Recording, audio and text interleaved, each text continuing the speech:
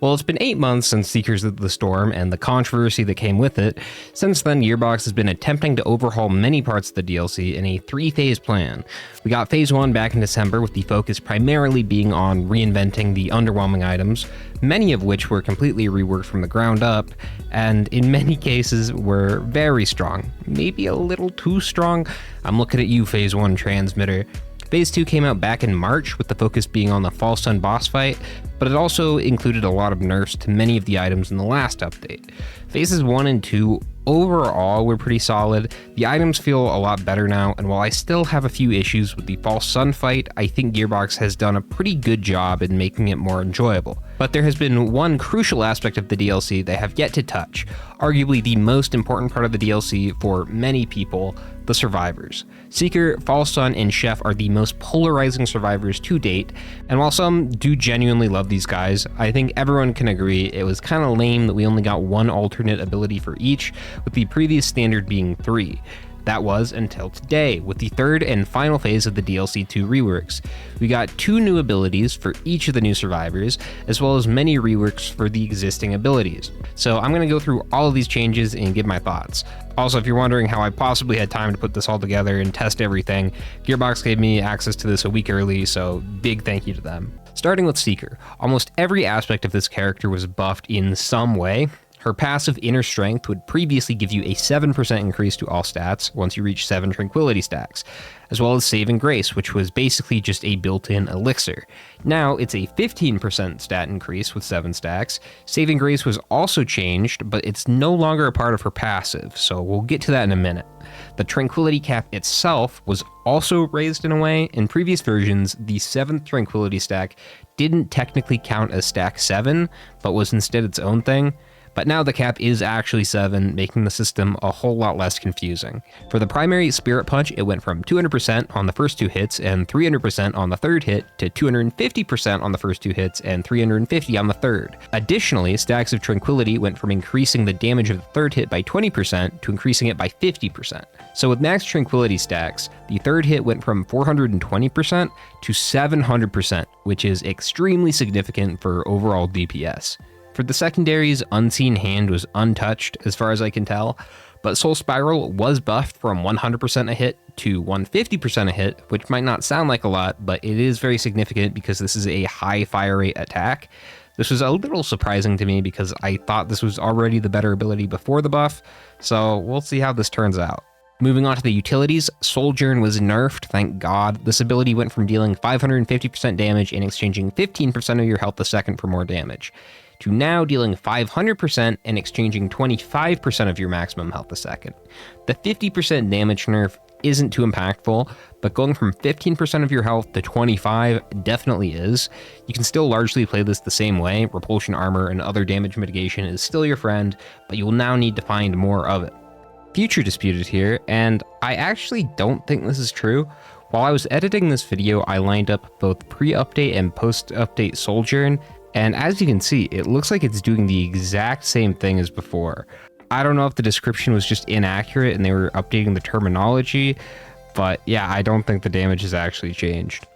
There's also a brand spanking new ability, Reprieve.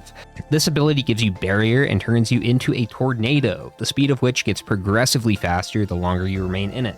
But here's the catch. You can only remain in it as long as you have barrier. If you run out of barrier or hit a wall, you are forced out of it, and when that happens, it creates a cyclone for 4 seconds, the damage of which is increased by the amount of time you are using the ability, and the duration is increased by half a second for each Tranquility stack. This is a really fun skill and is one of the most effective mobility skills in the game now. It's about as good as Loader's Grapple, which is crazy. This pairs particularly well with Meditate and Soul Spiral, as they also have barrier, allowing you to have a longer uptime. Sojourn is still really good, but I think this one is far more consistent and less reliant on items. This is probably my favorite new ability in this update. They nailed the feel of the skill, and I love how it synergizes with the rest of her kit. Very well done, Gearbox. Now moving on to the specials. Meditate got some buffs, to put it mildly. I don't think you guys are ready for this. Okay, so old Meditate would deal 450% damage, heal nearby allies, as well as give you a Tranquility stack. This is mostly the same, except instead of dealing 450% damage, it now deals 300% damage. So it's actually a little weaker. However, this was just for the first time you do it. In previous versions, Tranquility Stacks would increase the damage of the skill by 100%.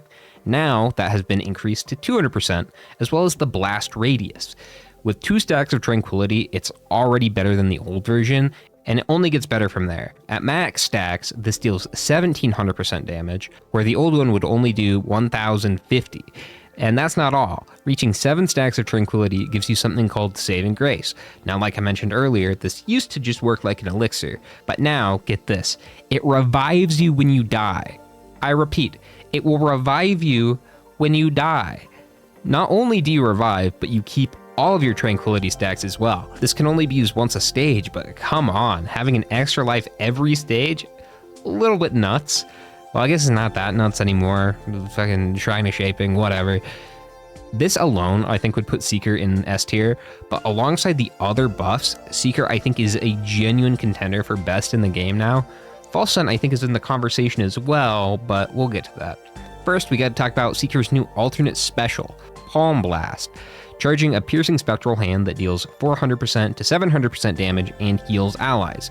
Multi-hit 3 enemies to gain a stack of Tranquility. Each Tranquility stack increases its size by 15% and its damage by 250%, which is very impactful. This ability is really fun, and I'm glad they included it as an alternative to Meditate because I know a lot of people understandably don't like the quick time events. That said, I don't think it can really compete with this new version of Meditate. Saving Grace used to be a part of Seeker's passive, but now it's only for Meditate. So if you manage to get max Tranquility stacks with the skill, it won't do anything other than the stat increase from Seeker's passive. Collecting Tranquility stacks in general is also just a little bit more awkward. Piercing 3 enemies really isn't that hard, and it just requires a little bit more forethought and planning, but on certain stages this does become a bit trickier to accomplish, primarily the Moon, but also stages like Void Fields and Prime Meridian. If this attack did give Saving Grace, I think it would be a little bit more competitive. I don't think this needs to be nerfed or buffed or anything. I just think Saving Grace is really, really strong. Overall, the Seeker reworks were really good. My problem with Seeker previously was it felt like Soldierin was extremely good, while the rest of her abilities felt underwhelming. Now most of her abilities have been buffed, and Soldierin isn't even my preferred utility anymore. They did a great job with the Survivor, although I do think they should probably look at that revive mechanic. It's a little strong. But moving on to False Sun, firstly, his base damage was reduced from 13 to 12, but it now increases on level up by 2.4% instead of 2%. So this reduced damage is entirely irrelevant after the first stage, basically, and it makes him a lot stronger throughout the run. I don't think he needed it, but it is what it is. His passive Lunar Tampering is unchanged. Unused spikes give 5% attack speed and 2.5 armor. Unused spikes grant 5% movement speed and 2.5 health regen. Club of the Forsaken was changed both positively and negatively. The primary now deals 450% instead of 300, but the Slam now only does 1000% instead of 1500. It also now only has a 1.0 proc coefficient instead of 3.0. That was ridiculous it was even that in the first place. But this proc coefficient can still be increased to 1.5 if you spend more than half a second in the air with the skill, which is actually really easy to accomplish now since you can charge the Slam while dashing. This is an amazing change and makes False Sun feel a lot less clunky. Using Slam in the air also has a shorter fall time as well as an increased blast radius. For secondaries, we have Lunar Spikes. These work largely the same as they did before, except they got a 50% damage increase going from 150 to 200. It also now has the Agile attribute, which means you can use these while sprinting, which again I think is a really nice change. It's not a massive effect, but it goes a long way in making this character feel better. Not too much to say about this one though. Now there is a new secondary for False Sun, Lunar Stakes. Fire a piercing lightning infused Lunar Stake for 300% damage, gain more Lunar Stakes through growth. Counts as 2 Lunar Spikes.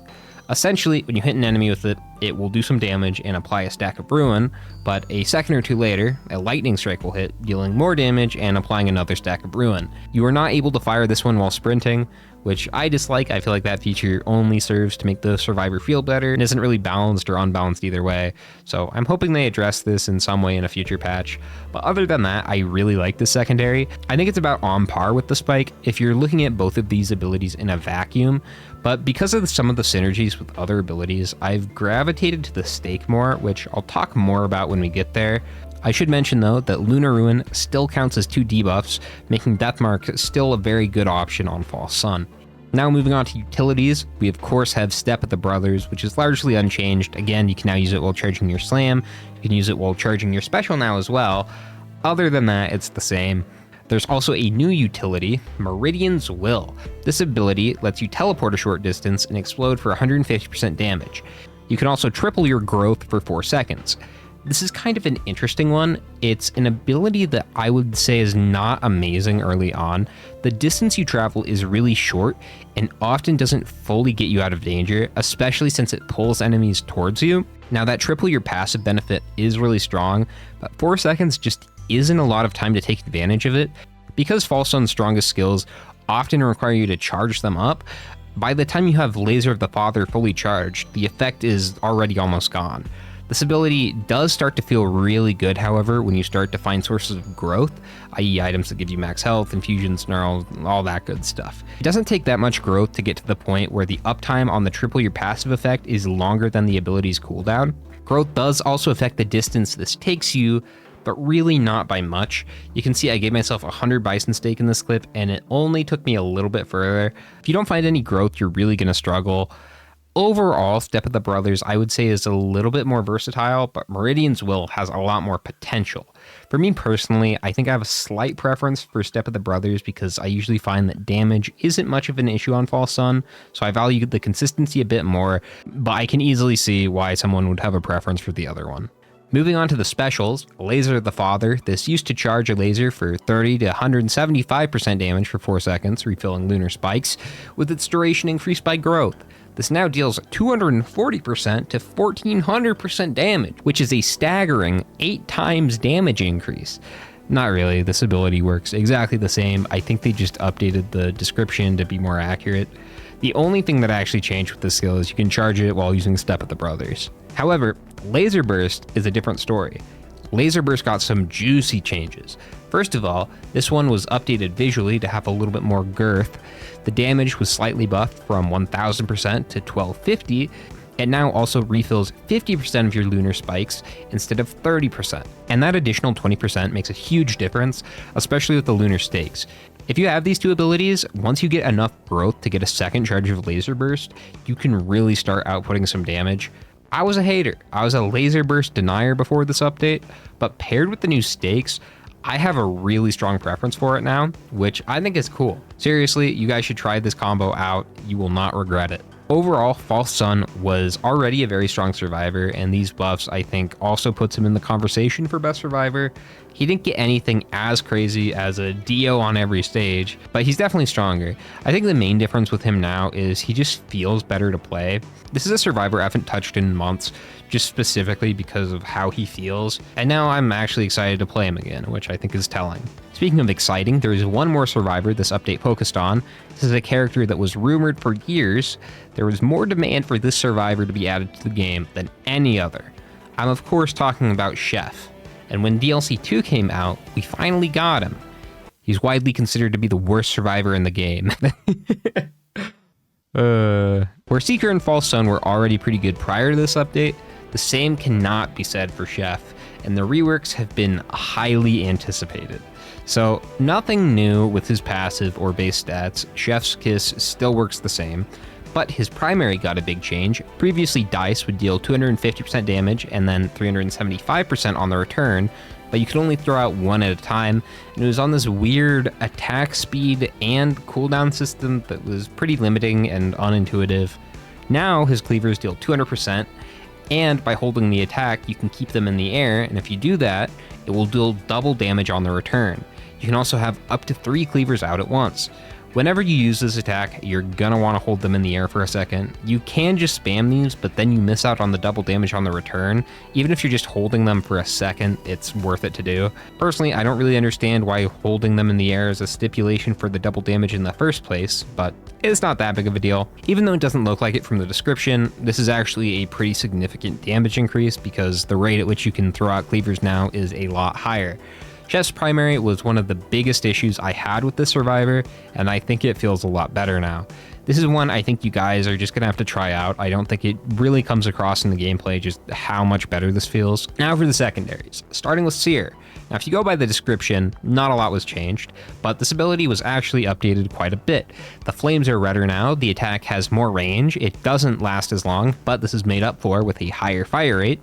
It's actually aimable now and doesn't have nearly as much end lag, meaning you can throw out other attacks a lot quicker after using it. All of these things make this ability feel much nicer, but unfortunately for Seer, there's a new alternative secondary in town, and I think it outclasses this one pretty heavily. Icebox.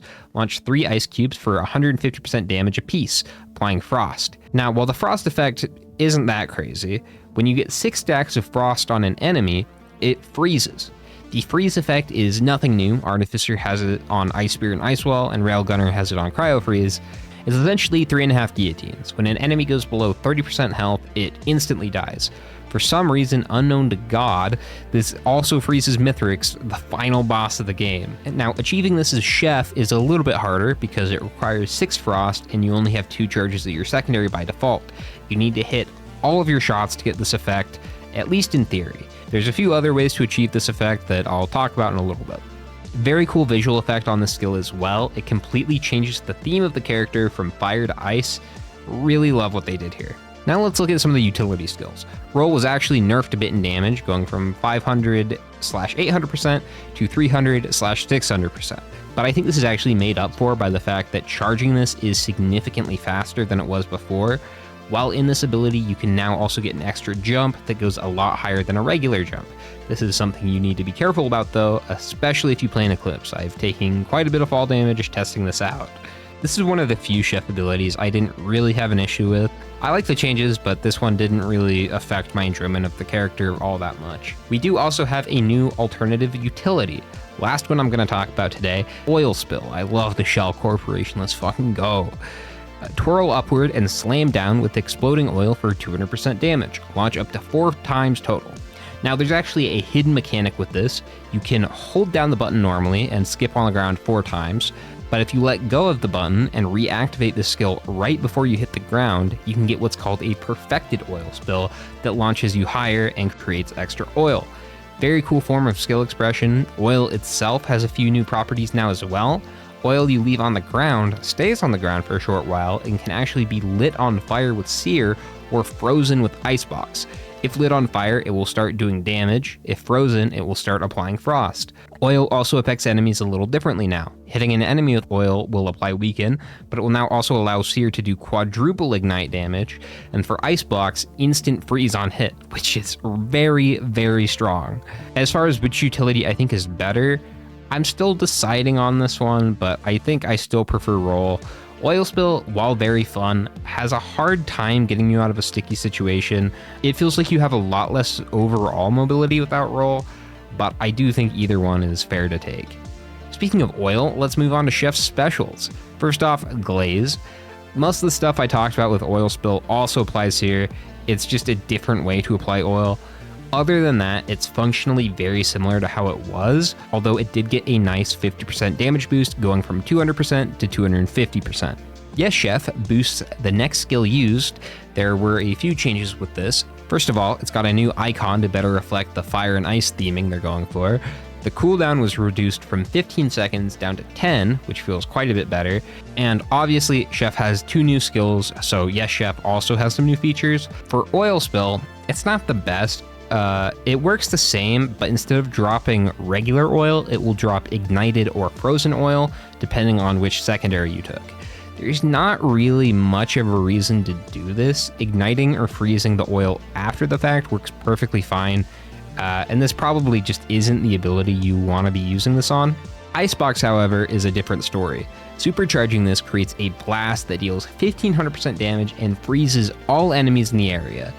This is very strong and reminds me a lot of the Sapphire Rod from Tears of the Kingdom. I definitely think this is one of the better abilities to use this on if you're taking Yes Chef. Now that does it for the abilities, but there is one more change, and it's the most important one. They changed his name from Chef to Chef. Hell yeah. Overall, I think they did a really good job with the Chef changes. He feels quite a bit better now, mainly because of the primary, and I really love the fire and ice theming. I can't stop gushing about that. I wouldn't say he's super amazing now or anything, but I don't think he's nearly as bad as he was before. Probably about in line with most of the pre-DLC cast. This video ended up being a lot longer than I thought it was going to be, but I think I've covered most of the changes pretty well. If you enjoy this kind of stuff, be sure to leave a like and subscribe. For the first time in about a year, I'm really optimistic about the direction the game is going in, and I'm excited to start making some good content again. Oh yeah, and there was one more change I did not mention. Your boy got his name in the credits. Let's go. Hell yeah. Look at that. That's me right there, Ray Dans. Speaking of credits, thank you to my amazing members for supporting the channel. I know my content has been a little bit questionable in quality lately, and I thank you guys for sticking with me anyway. I hope to make up for that in the coming months, and I just want to thank you all for watching, and I will see you in the next one.